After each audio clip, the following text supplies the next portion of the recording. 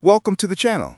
Today's video is about the Z3X Samsung Tool program, specialized in the maintenance of Samsung devices. It offers functions such as bootloader unlocking, FRP unlocking, IMEI repair, serial number repair, screen lock removal, firmware update, and SIM card unlocking.